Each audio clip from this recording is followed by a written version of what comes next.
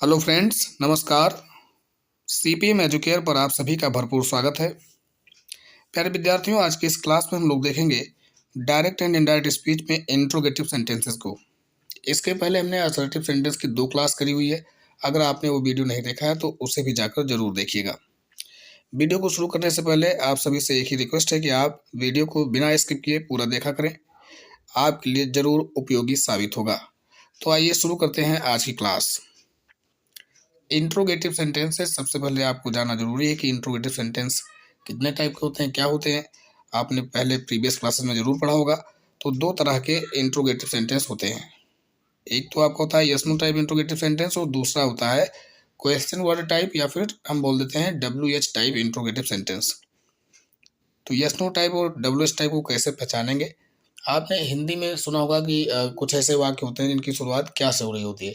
तो क्या से आरंभ होने वाले वाक्यों का जब हम ट्रांसलेट करते हैं तो फिर वहाँ पर वो वाक्य जिस भी पार्टिकुलर टेंस में होता है उसकी हेल्पिंग वर्ब आगे आती है, राइट। और दूसरे ऐसे होते हैं प्रश्नवाचक वाक्य जिसपे क्या कब कहाँ कैसे बीच में आता है, क्वेश्चन वर्ड बीच में आते हैं। तो उनको ट्रांसलेट करते समय हम उनकी अंग्रेजी सबसे पहले लिखते हैं। ठीक है, वही सेम चीज़ है यहाँ इंग्लिश में। तो जब आपका हेल्पिंग वर्ब से शुरू हो रहा होगा कोई भी सेंटेंस तो वो yes no type interrogative sentence होगा। और अगर what, when, which, how, where, whose ये सब शब्द आ रहा होगा शुरुआत में तो वो WH टाइप या फिर question word type interrogative sentence हो जाएगा। आई होप आपको अच्छे से क्लियर हो गया होगा yes no type interrogative sentence और WH टाइप इंट्रोगेटिव सेंटेंस।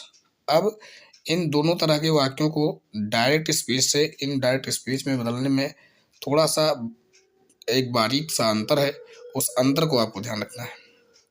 तो सबसे पहले तो आपको ध्यान रखना है, जो हमने आपको असर्टिव सेंटेंस में 4 बेसिक बातें बताई हुई थी कि 4 बेसिक रूल्स होते हैं। एक तो रिपोर्टिंग वर्ब में परिवर्तन, दूसरा आपका कंजंक्शन आता है कॉमा इन्वर्टेड कॉमा को हटाकर, और तीसरी बात आपकी होती है प्रोनाउन चेंज। रिपोर्टेड स्पीच में जो आपका प्रोनाउन आया है जिस भी रूप में आया है उसमें चेंज करेंगे। और उसके बाद में चौथा जो मैंने बेसिक रूल बताया था वो सेंटेंस का टेंस परिवर्तन। ठीक है, तो कुछ चीज़ें पहले के जैसे रहेंगी, कुछ चीज़ें इसमें बदलेंगी। आइए देखते हैं क्या क्या बदलेगा। आपने देखा था असर्टिव में सेट टू को चेंज करके हम उसमें टोल्ड करते थे, और सेट टू होता था तभी टोल्ड करते थे। लेकिन यहाँ इंट्रोगेटिव सेंटेंस में तो वहाँ पर हम सेड को सेड ही रखते थे, सेट टू को टोल्ड में बदल देते थे। परंतु यहाँ पर इंट्रोगेटिव सेंटेंस में चाहे सेड हो चाहे सेट टू हो, दोनों को हम क्या करेंगे, आस्क्ड में बदल देंगे। सबसे इजी पड़ेगा। इसके अलावा क्वेश्चन, इंट्रोगेटेड, इंक्वायर्ड ऑफ इत्यादि शब्दों में भी परिवर्तित किया जा सकता है। इस बात को आप ध्यान रखेंगे। आपको जो भी अच्छा लगे क्वेश्चन का प्रयोग कर सकते हैं, इंट्रोगेटिव का प्रयोग कर सकते हैं, इंक्वायर्ड ऑफ का प्रयोग कर सकते हैं, या फिर आस्क्ड का प्रयोग कर सकते हैं। सबसे इजी पड़ेगा आपको। ठीक है। और जो दूसरी बात है, if or whether is used by removing comma and inverted comma, यानी कि कंजंक्शन के रूप में इफ या वेदर आएगा कब, जब आपका interrogative sentence yes no type होगा, यानी कि हेल्पिंग वर्ब से शुरू हो रहा होगा, तो वहां पर कंजंक्शन इफ या वेदर आएगा। ठीक है। और अगर क्वेश्चन वर्ड से शुरू हो रहा होगा, अभी हम आगे बताएंगे कि वहां पर क्या आएगा। ठीक है। और तो तीसरी बात है, tense and pronoun are change as per previous rules as start in assertive sentences. जैसा कि असर्टिव सेंटेंस में पढ़ाया गया है उसके रूल के अनुसार टेंस और प्रोनाउन बदलेगा। ठीक है। चौथी जो महत्वपूर्ण बात है, sentences will be written in assertive sentence in indirect speech. ये बहुत इंपॉर्टेंट बात है प्यारे विद्यार्थियों, इसको ध्यान रखिएगा। क्योंकि जो डायरेक्ट स्पीच होता है उसमें सेंटेंस जरूर आपका इंट्रोगेटिव में रहता है, लेकिन जब उसको इनडायरेक्ट में बदलते हैं तो फिर वहाँ पर उसका रूप बदल जाता है और वो असर्टिव सेंटेंस के फॉर्मेट में लिखा जाएगा। असर्टिव सेंटेंस का फॉर्मेट आप सभी को पता होना चाहिए, सब्जेक्ट, वर्ब, ऑब्जेक्ट। वर्ब हमने कहा तो आप उसमें दोनों चीज़ें इंक्लूड करेंगे, हेल्पिंग वर्ब और मेन वर्ब। ठीक है। तो सब्जेक्ट, वर्ब और ऑब्जेक्ट के फॉर्मेट में लिखा जाएगा। आप बिल्कुल भी कंफ्यूज नहीं होंगे। कई बार विद्यार्थी भूल जाते हैं, और इंट्रोगेटिव सेंटेंस, चूंकि इंट्रोगेटिव सेंटेंस रहता है आपका डायरेक्ट स्पीच में, तो वो सोचते हैं कि इनडायरेक्ट में भी इंट्रोगेटिव रहेगा, है ना। ऐसा एक्टिव पैसिव वॉइस में होता है। एक्टिव वॉइस में अगर सेंटेंस इंट्रोगेटिव है तो पैसिव वॉइस में भी इंट्रोगेटिव रहेगा, है ना। यहाँ पे ऐसा नहीं होगा। यहाँ पर आप ये चौथी बात बहुत ही ध्यान से सुनेंगे और अपने माइंड में इसको सेव रखेंगे कि जो आपका सेंटेंस अब लिखा जाएगा इनडायरेक्ट स्पीच में, वो असर्टिव में रहेगा। ठीक है, एग्जाम्पल के माध्यम से समझते हैं। आइए देखते हैं पहला example. He said to me, do you understand English? उसने मुझसे कहा, क्या तुम अंग्रेजी समझते हो या क्या तुम अंग्रेजी जानते हो? तो ही आस्क्ड मी, उसने मुझसे पूछा। इफ आएगा, इफ, और इफ के बाद में डू या डिड नहीं आएगा। अब इसके बाद में सब्जेक्ट आएगा, फिर वर्ब आएगा, फिर ऑब्जेक्ट आएगा। मैं यही बात आपको समझा रहा था फोर्थ वाले रूल में। ठीक है, तो यहाँ पर देखिए, आई अंडरस्टूड इंग्लिश। टेंस आपका कैसे बदला? पहले रूल के हिसाब से, क्योंकि ऊपर जो आपका सेंटेंस में दिया गया है यहाँ पे डू यू अंडरस्टैंड इंग्लिश, ये प्रेजेंट इंडेफिनिट का इंट्रोगेटिव सेंटेंस है। तो आप सभी को पता है कि प्रेजेंट इंडेफिनिट पास्ट इंडेफिनिट में बदल जाता है।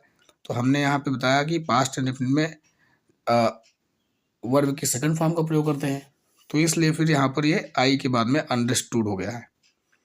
और ये आई कैसे आ गया? यू आपका सेकंड पर्सन का प्रोनाउन था, तो सेकंड पर्सन का प्रोनाउन रिपोर्टिंग वर्ब के ऑब्जेक्ट के अनुसार बदलता है, और ये मी का नॉमिनेटिव केस या सब्जेक्टिव केस आई हो जाएगा, है ना। आई का ही तो मी होता है ऑब्जेक्ट, तो यहाँ पर इसलिए आई आया है। आई होप आप सभी को अच्छे से क्लियर हुआ होगा। आइए बढ़ते हैं आगे, देखते हैं और एग्जाम्पल। एक और एग्जाम्पल है, she said to me, do you not understand French? उसने मुझसे कहा, क्या तुम फ्रेंच नहीं समझते हो या क्या तुम्हें फ्रेंच नहीं आती है? तो सी आस्क्ड मी इफ आई, अब वहाँ पर आपका नेगेटिव इंट्रोगेटिव था, तो यहाँ पर ये नॉर्मली असर्टिव के अंदर नेगेटिव में इसको लिखा जाएगा। ठीक है, she asked me if I did not understand French. Next है, the teacher said to the boy, have you completed the project? Teacher ने लड़के से पूछा, क्या तुमने प्रोजेक्ट पूरा कर लिया है? तो इसका हो जाएगा, the teacher asked the boy whether he had completed the project. If या वेदर किसी का भी प्रयोग कर सकते हैं, इसके लिए कोई अलग से रूल नहीं है कि किसके साथ इफ आएगा किसके साथ वेदर आएगा, जैसा सेंस होगा सेंटेंस का। ठीक है, जैसे यहाँ पर वेदर के साथ में नॉर्मली आपका आर आता है, तो यहाँ पे आर का भाव छिपा होगा कि क्या तुमने प्रोजेक्ट पूरा किया या नहीं, है ना। तो इसलिए यहाँ पे the teacher asked the boy whether he had completed the project. ठीक है, बढ़ते हैं आगे। नेक्स्ट एग्जाम्पल है, Rahul said, am I looking handsome? Rahul ने कहा, क्या मैं सुंदर दिख रहा हूँ? Rahul asked if he was looking handsome, और यहीं पर वेदर का भी प्रयोग हो सकता है कि वह सुंदर दिख रहा है या नहीं। तो Rahul asked if he was looking handsome. ठीक है, नेक्स्ट है, Mohan said to me, will you not come to school tomorrow? Mohan ने मुझसे कहा, क्या तुम कल स्कूल नहीं आओगे? तो Mohan asked me whether I should not come to school the next day. ध्यान देंगे यहाँ पर ये विल आया हुआ था यू के पहले डायरेक्ट स्पीच में, लेकिन यू आपका सेकंड पर्सन का प्रोनाउन है जो बदला है रिपोर्टिंग वर्ब के ऑब्जेक्ट के अनुसार, और आई हो गया है। अब आई के साथ शैल का प्रयोग होता था, तो इसलिए यहाँ पे आई के साथ शुड आया हुआ है इन डायरेक्ट स्पीच में। ठीक है, I should not come to school the next day. आगे बढ़ते हैं और अब देखेंगे दूसरा टाइप, WH टाइप सेंटेंसेस। इसमें सेड या सेड टू तो आस्क्ड में रखेंगे, और जो कंजंक्शन वहाँ पर इफ या वेदर आया था उसके स्थान पर WH वर्ड यानी कि क्वेश्चन वर्ड ही कंजंक्शन बन जाएगा। देखिएगा रूल सेकंड लिखा हुआ है, WH वर्ड और question word will be used as conjunction in indirect speech. Indirect speech में उन्हीं प्रश्नवाचक शब्दों को कंजंक्शन के रूप में प्रयोग करेंगे। ठीक है, इस बात को ध्यान रखेंगे। Pronouns and tense will be changed as per previous rule, ये थर्ड रूल है इसका। जो प्रोनाउन और टेंस चेंज करने की बात की गई वो आपका असर्टिव सेंटेंस में पढ़ाया गया है, उसी के अनुसार बदलेगा। फिर फोर्थ रूल है that sentence will remain in assertive in indirect speech. Assertive sentence में रहेगा, इनडायरेक्ट स्पीच में बदल देंगे। तो जैसे भी आपने पीछे देखा कि इनडायरेक्ट स्पीच में सेंटेंस को असर्टिव में लिखा गया है, ऐसे क्वेश्चन वर्ड वाले इंट्रोगेटिव सेंटेंस में भी इनडायरेक्ट स्पीच में सेंटेंस को असर्टिव में ही लिखा जाएगा। आइए एग्जाम्पल के माध्यम से समझते हैं। जैसे he said to me, where do you live? उसने मुझसे कहा, तुम कहाँ रहते हो? तो यहाँ पर जब इसको आप बोलोगे तो आप ऐसे कहोगे कि उसने मुझसे पूछा जहाँ मैं रहता था। ठीक है, ही आस्क्ड मी, वेयर ही आपको बन गया कंजंक्शन। अब ध्यान रखेंगे, वेयर के बाद में आप हेल्पिंग वर्ब का प्रयोग नहीं करेंगे। वेयर के बाद में सब्जेक्ट आएगा, या जो भी प्रश्नवाचक शब्द होगा उसके बाद में फिर सब्जेक्ट आएगा। ठीक है, उसके बाद में वर्ब आएगी। वर्ब कैसे भी अगर आवश्यकता होगी तो हेल्पिंग वर्ब, जैसे पास्ट इंडेफिनिट में हेल्पिंग वर्ब अफर्मेटिव में नहीं आती है। अब हेल्पिंग वर्ब है, ऐसा नहीं कि हेल्पिंग वर्ब नहीं है, पास्ट इंडेफिनिट में हेल्पिंग वर्ब डिड है। सिमिलरली प्रेजेंट इंडेफिनिट में हेल्पिंग वर्ब डू और डज है, आपको अच्छे से पता होगा। तो यहाँ पर देखिएगा पहला example, he said to me where do you live now. जब इसको बदला गया तो he asked me where I lived then. I के बाद में कोई भी हेल्पिंग वर्ब नहीं आई, क्योंकि अफर्मेटिव में वर्ब के सेकंड फॉर्म का प्रयोग करते हैं। नेगेटिव और इंट्रोगेटिव में डू नहीं सॉरी डिड आता है यहाँ पर, है ना। Next example, I said to him who are you. मैंने उससे कहा तुम कौन हो। तो इसको जब आप इनडायरेक्ट में करेंगे तो हो जाएगा I asked him who he was. Next है, I said to Kiran how will you solve this question. मैंने किरण से कहा तुम यह प्रश्न कैसे हल करोगी। तो जब आप इसको इनडायरेक्ट में परिवर्तित करेंगे तो लिखेंगे कि मैंने किरण से पूछा कि वह प्रश्न कैसे हल करेगी। तो I asked Kiran how she would solve that question. ठीक है, बढ़ते हैं आगे। तो ये थे आपके एग्जाम्पल्स, मुझे लगता है कि आपको अच्छे से समझ में आया होगा। अब आप उसी रूल्स को फॉलो करते हुए इन सेंटेंसेस की प्रैक्टिस करिएगा।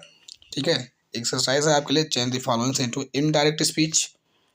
तो इसका सॉल्यूशन आपको मिल जाएगा हमारे व्हाट्सएप चैनल पर। तो अगर आपने हमारे व्हाट्सएप चैनल को ज्वाइन नहीं किया तो उसे भी जरूर ज्वाइन कर लें, उसकी लिंक डिस्क्रिप्शन बॉक्स में दी रहेगी। ठीक है, मैं इसको एक बार पढ़ के बता देता हूँ आपको। Change the followings into indirect speech. पहला है, he said to me how are you. The teacher said to me why did you not come to school yesterday. Radha said to Shyam, are you going to Mathura? Puneet said to his mom, what have you prepared for the breakfast? My friend says to me, have you ever learned car driving? मेरे मित्र ने या मेरे दोस्त ने मुझसे कहा कि क्या तुमने कभी कार चलाना सीखा है। My mother said to me, do you study English nowadays? मेरी माताजी ने मुझसे कहा, क्या तुम आजकल अंग्रेजी पढ़ते हो। I said to my friends, what are you doing here? He said to the students, do you know playing the chess? तो ये थे आपके कुछ सेंटेंसेस जो आपको करनी है प्रैक्टिस। वीडियो कैसी लगी आप कमेंट करके जरूर बताइएगा। जल्द मिलते हैं एक और वीडियो में। Thanks for watching the video.